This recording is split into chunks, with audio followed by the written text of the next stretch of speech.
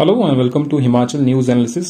ये एनालिसिस हम प्री और मेंस दोनों को ध्यान में रखकर कर रहे हैं और ये हिमाचल के सभी कॉम्पिटिटिव एग्जाम के लिए यूजफुल है। अगर आप HPSI की प्रिपरेशन कर रहे हैं तो आप हमारी एप्लीकेशन और वेबसाइट पर जाकर के ये कोर्स अवेल कर सकते हैं। एप्लीकेशन का लिंक आपको डिस्क्रिप्शन में मिल जाएगा। चलिए शुरू करते हैं। आज की पहली न्यूज है, अब ड्रोन देगा दवाइयां और सैंपल। प्रदेश भर के दुर्गम इलाकों में मिलेगी सुविधा, इस महीने के अंत तक लागू होगी पॉलिसी। हिमाचल प्रदेश में ड्रोन पॉलिसी, जिसकी घोषणा हाल ही में जयराम ठाकुर जी के द्वारा की गई थी, वो पॉलिसी इस महीने के अंत तक लागू हो जाएगी। इस टॉपिक को आप जोड़ सकते हैं HS के administrative reform for effective public service delivery in Himachal Pradesh, जो जनरल स्टडी 2 का हिस्सा है। Himachal Pradesh drone policy will help to create a holistic drone ecosystem which will be built upon the foundation of governance and reform using drone, that is GARU. With the new policy, Himachal Pradesh has become the first state in the country to formally acknowledge the public use of drones. Himachal Pradesh पहली state बन चुका है जो public use के लिए drone की सहायता लेगा। हिमाचल प्रदेश नीति एक समग्र ड्रोन पारिस्थितिक तंत्र बनाने में मदद करेगी, जो ड्रोन यानी गरुड़ का उपयोग करने वाला शासन और सुधार में नींव पर अपनाया जाएगा। सार्वजनिक उपयोग की औपचारिकता रूप से स्वीकार करने वाला देश का पहला राज्य भी हिमाचल प्रदेश बन गया है। ड्रोन के बारे में थोड़ा सा देखते हैं। यहां से आपको मेंस में भी क्वेश्चन आ सकता है कि for example right a short note about drone policy of Himachal Pradesh. Line में भी आ सकता है और HS में भी पूछा जा सकता है।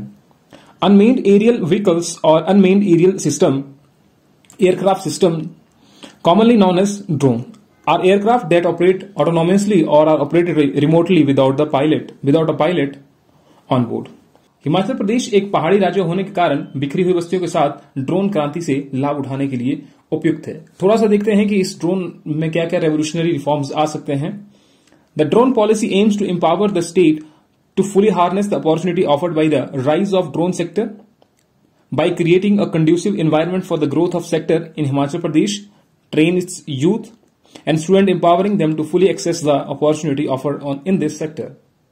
इस ड्रोन नीति का उद्देश्य हिमाचल प्रदेश में इस क्षेत्र के विकास के लिए एक अनुकूल वातावरण का निर्माण करके अपने युवाओं और छात्रों को इस क्षेत्र में प्रदान किए गए अवसरों को पूरी तरह से एक्सेस करने के लिए सशक्त बनाकर ड्रोन क्षेत्र के उदय द्वारा प्रदान किए गए अवसरों का पूरी तरह से उपयोग करने के लिए राज्यों को सशक्त बनाता है।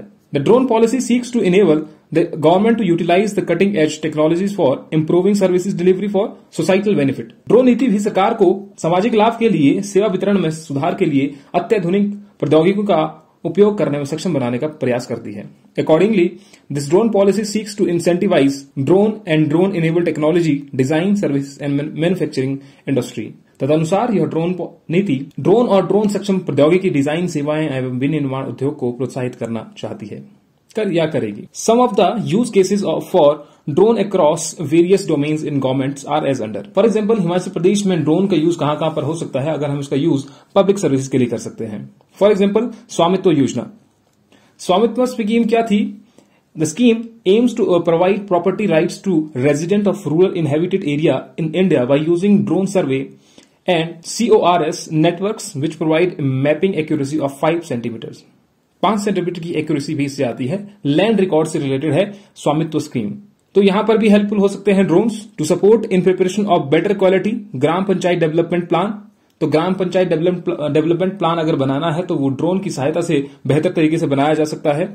Safety, security and law enforcement, monitoring of activities of state and national borders. National या स्टेट लेवल के बॉर्डर पर क्या हलचल हो रही है, क्या संदिग्ध घटनाएं घट रही हैं, तो ड्रोन की सहायता से वो चीजें भी देखी जा सकती हैं। Crowded area monitoring and intervention, surveillance on a need basis, real time traffic monitoring. कहीं पर ट्रैफिक की समस्या है, किस वजह से ट्रैफिक लगा हुआ है, तो वो चीजें भी ड्रोन से आसानी से हल की जा सकती हैं। इसके अलावा डिजास्टर मैनेजमेंट में, पावर एंड यूटिलिटीज में, एग्रीकल्चर एंड हॉर्टिकल्चर में, mining, forest and wild life, health care, telecom, public work, pollution management, tourism, education, ये सारे सेक्टर हैं जो आपको याद रखने हैं और इनका जिक्र आपको मेंस में भी करना है। ऐसा नहीं है कि सभी को मेंशन करना है। अगर 10 नंबर के लिए आता है तो आप उस तरीके से कर सकते हैं। 5 नंबर के लिए क्वेश्चन आता है तो आप उस तरीके से अपने वर्ड्स की लिमिट घटा सकते हैं। अब मान लीजिए आपको अलाइड में सिंपल सा क्वेश्चन आ जाता है तो आप इस तरीके से लिख सकते हैं। इसको हम फिर से नहीं बताएंगे क्योंकि हमने डिस्कस पहले कर लिया है। फॉर एग्जाम्पल अलाइन में आपको ये क्वेश्चन आ जाता है 40 वर्ड्स के लिए, about the Himachal Pradesh drone policy 2022। तो ये सब चीजें आप वहां पर मेंशन कर सकते हैं, आखिरकार हिमाचल प्रदेश ड्रोन पॉलिसी में क्या कहा गया है। नेक्स्ट न्यूज पे चलते हैं। 7 day Kullu Dussehra festival from October 5 अक्टूबर से कुल्लू का दशहरा शुरू होगा।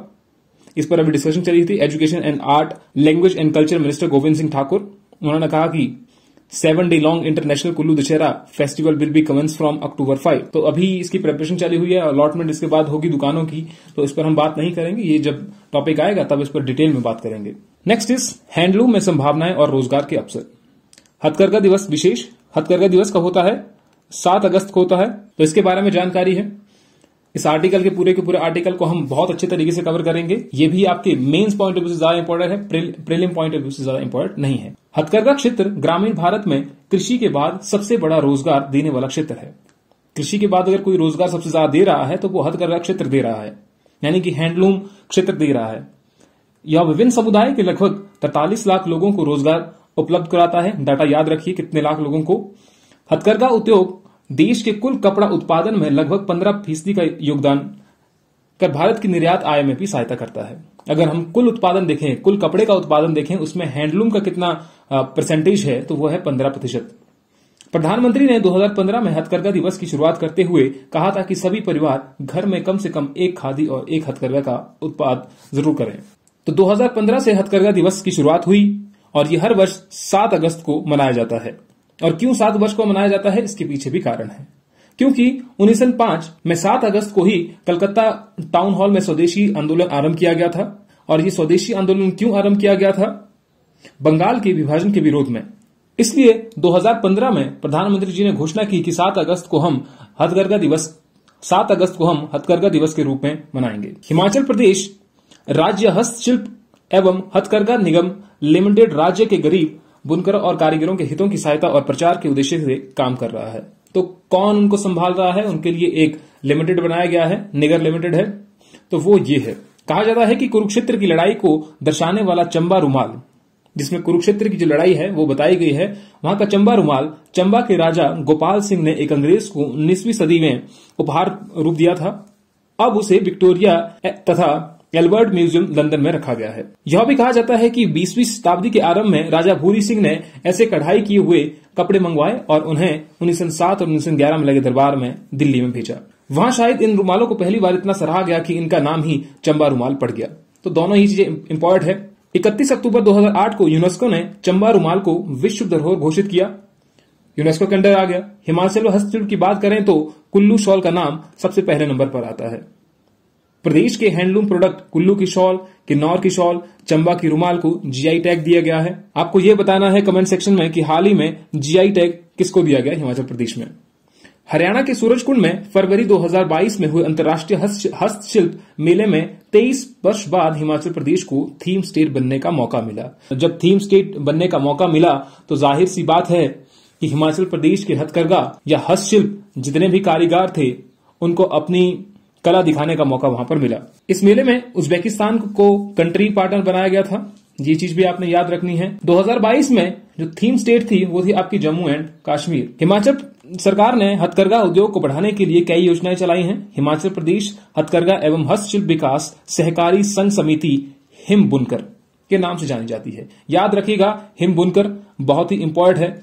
हो सकता है यहां से आपको प्रीलिम में भी क्वेश्चन आ जाए, क्योंकि इसके कई शोरूम भी ओपन हुए हैं। देश और प्रदेश में जगह जगह पर हिम बुनकर के कई शोरूम खोले गए हैं। गत वर्ष प्रसिद्ध ऑनलाइन शॉपिंग वेबसाइट अमेजॉन और फ्लिपकार्ट ने हिम बुनकर के साथ करार किया है। अब हिम बुनकर के जो भी प्रोडक्ट हैं वो आप अमेजॉन और फ्लिपकार्ट से भी खरीद सकते हैं। सरकारी वेबसाइट पर उपलब्ध आंकड़ों के अनुसार हिम बुनकर के अंतर्गत कुल 318 प्राथमिक बुनकर सहकारी सभाएं हैं, जिनमें से 89 प्राथमिक बुनकर सहकारी सभाएं विशेष रूप से ग्रामीण बुनकर महिलाओं के लिए काम कर रही हैं। वस्त्र मंत्रालय की ओर से गत वर्ष में लगभग 2 करोड़ 6 लाख रुपए की हथकरघा प्रशिक्षण संबंधी क्लस्टर परियोजनाएं कुल्लू एवं मंडी जिले के लिए स्वीकृत की गई हैं। नेक्स्ट न्यूज पे चलते हैं। पशुपालक की डिमांड पर मिलेगा सेक्स सॉर्टेड सीमन। अब गाय को पैदा होगी सिर्फ बछड़ी, सब्सिडी पर 125 रुपए का मिलेगा इंजेक्शन। उतने इंपॉर्टेंट न्यूज नहीं है, लेकिन फिर भी हो सकता है आपको कहीं पर आ जाए। अब सिर्फ गाय को बछड़ी ही पैदा होगी और इसके लिए जो इंजेक्शन मिलेगा वो 125 रुपए का मिलेगा सब्सिडी पर। तो ये याद रख लीजिए आप। आज सेवानिवृत्त होंगे लोक सेवा आयोग के अध्यक्ष, और लोक सेवा आयोग के अध्यक्ष हैं जो अभी तक हैं वो हैं अजय कुमार शर्मा। तो अब ये सेवानिवृत्त हो जाएंगे, इसके बाद किसे अध्यक्ष बनाया जाता है अभी तक ये पता नहीं है, जल्द ही पता लग जाएगा, तो आपके लिए वो न्यूज बन जाएगी प्रीलिम पॉइंट ऑफ व्यू से। नेक्स्ट न्यूज, जैव विज्ञान व जैव सूचना विज्ञान के क्षेत्र में होंगे और अनुसंधान। याद रखना है किन किन यूनिवर्सिटी के बीच में ये समझौता हुआ है, ये करार हुआ है। तो हिमाचल प्रदेश केंद्रीय विश्वविद्यालय और CSIR हिमालय जैव संस्थान प्रौद्योगिकी संस्थान पालमपुर, तो उनके बीच में ये समझौता हुआ है। तो वो जैव विज्ञान और जैव सूचना विज्ञान के क्षेत्र में प्रयोग करेंगे और साथ ही साथ में सर्टिफिकेट कोर्स शुरू किए जाएंगे इसमें। नेक्स्ट न्यूज पे चलते हैं। कुश्ती में भारत के 4 पदक पक्के। अभी तक देखिए हमें जानकारी ये रखनी है, भारत को अभी 6 स्वर्ण 7 रजत और 7 कांस्य पदक मिले हैं। 6 स्वर्ण पदक मीराबाई चानू, जेरेमी लारिंगा, अजिंता शेओली, महिला lawn wall team, table tennis पुरुष टीम, सुधीर जो पैरा पावर लिफ्टिंग है उनके द्वारा 6 स्वर्ण पदक लाए गए हैं, 7 रजत पदक हैं और साथ ही कांस्य पदक हैं। तो ये अभी डाटा और बढ़ेगा, तो ये आपको याद रखना पड़ेगा। तो आज की न्यूज यहीं पर समाप्त होती है। इस वीडियो की PDF फाइल हमारे टेलीग्राम चैनल पर मिल जाएगी, जिसका लिंक डिस्क्रिप्शन में है, और इसके अलावा HP कॉम्पिटिटिव एग्जाम से रिलेटेड स्टडी मटेरियल भी आपको वहां पर मिल जाएगा। अगर आपको लगता है कि हमें हिमाचल न्यूज एनालिसिस में कुछ और टॉपिक्स या कुछ और ऐड करने की जरूरत है, तो आप अपने ओपिनियन कमेंट सेक्शन में बताइए, हम जरूर कोशिश करेंगे। चलिए मिलते हैं नेक्स्ट वीडियो में फिर। Till then thank you.